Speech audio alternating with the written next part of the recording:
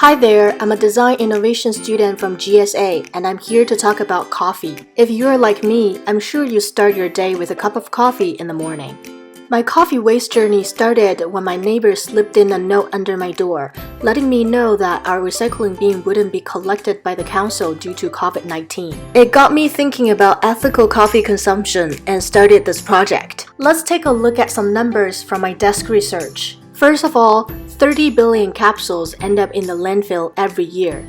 That amount of capsules can encircle our planet 6 times. Secondly, it'll take 200 years for plastic to decompose. Thirdly, unattended coffee grounds will emit methane, a greenhouse gas 34 times more potent than carbon dioxide. Why is recycling difficult? It's because of the composition of coffee capsules and complicated recycling schemes. Coffee capsules are hybrids.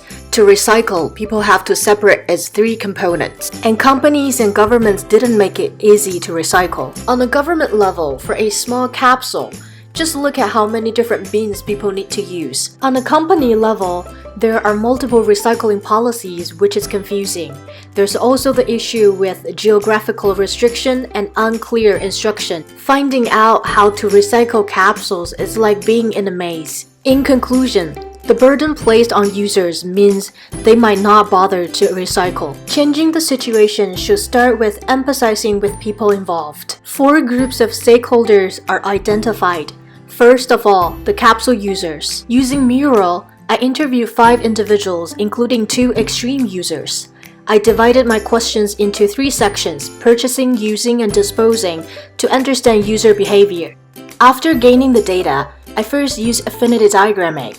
When patterns started to emerge, I used DIKW scheme to gain insights, and here's what I found. First of all, people choose capsule machine because of its convenience. Use my capsules if it's like I'm in a rush, like for convenience. When users rank different coffee methods, despite there are more environmentally friendly methods such as mocha pots, French press, people choose capsule machines for its convenience, consistent taste, and versatility. It means advocating a green method will need a lot of efforts if it's not convenient. In addition, refillable and compostable pots are not the answer. Combining insights from my interviews, I conducted an online ethnography.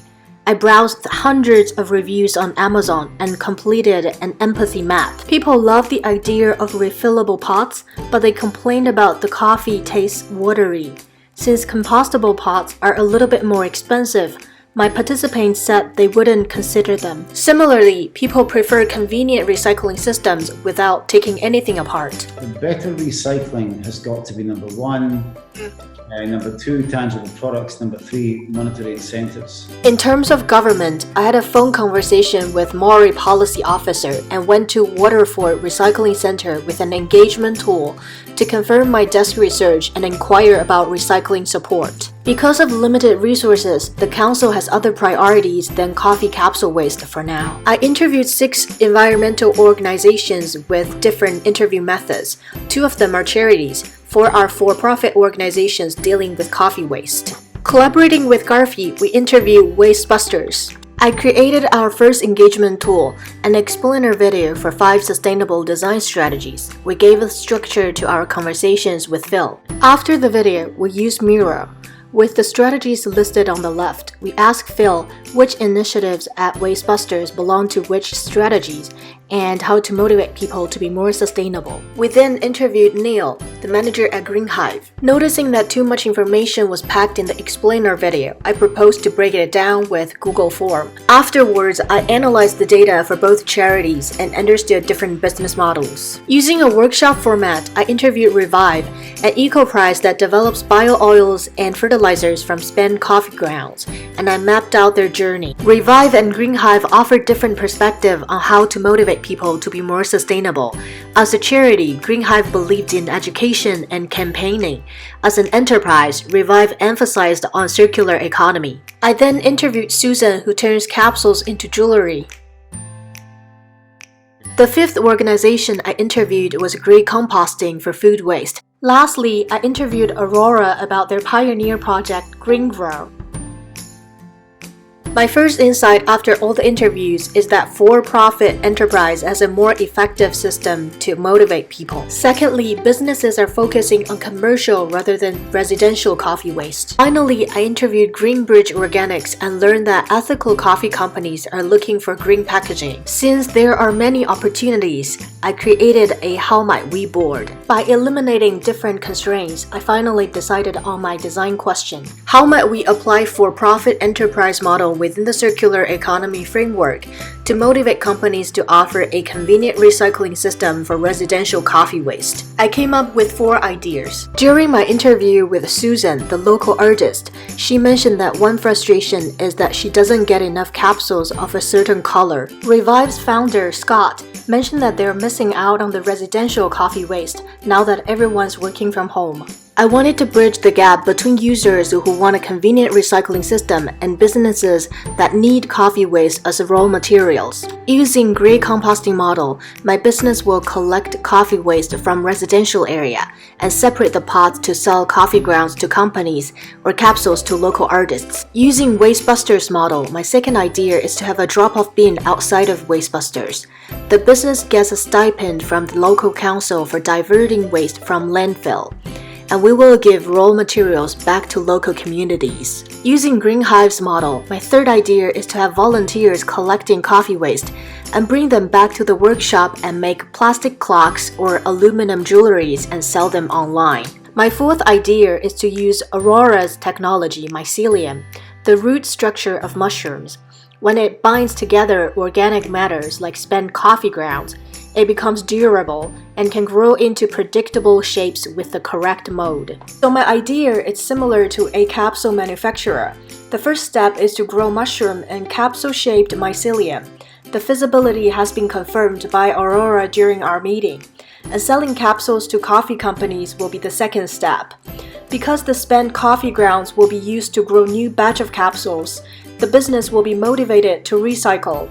The mushroom will be harvested and sold online to reduce the cost to compete with plastic pots. With these ideas formed, I decided to consult some experts. I think the Aurora one has the best kind of circular element to it, and I think it's interesting and it's quite novel. After listing all the comments from experts, I created a matrix using environmental impact and profitability and decided on my Aurora idea. I then interviewed Sally.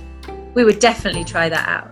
If it was really viable, if it was really a proper capsule, I think we would definitely try out for the people who do have those kind of capsules. I think it's a brilliant idea. In addition, Ilva from Zero Waste Scotland told me in an email that coffee capsules are included in EPR, so companies will be penalized across EU for composite capsules. I then hosted a co-design workshop with capsule users for better recycling systems. There are 3 components for the workshop.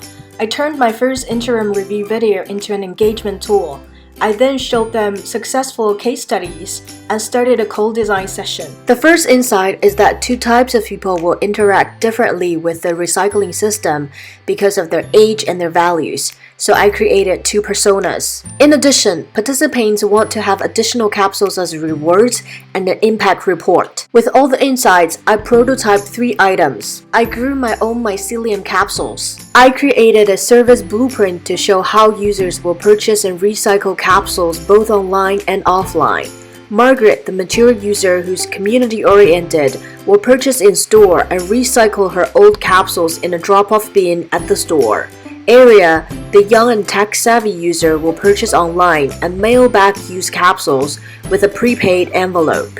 Both of them will receive rewards and impact reports. Thirdly, using Adobe XD, I prototype a website for online users to get their discount and see their impact reports. Testing the capsule idea, Dan from Moving Beans pointed out that I should consider the scalability of the business, since mushroom will require time to grow and business usually will need 10,000 capsules per day. I tested the service blueprint and the website wireframe with a capsule user and a coffee company owner.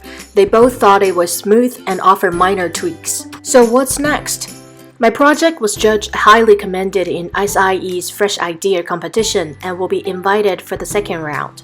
I'd also like to take my prototype to the next level to build a 3D model and try it with my Nespresso machine. That's everything for my project. Thank you for watching.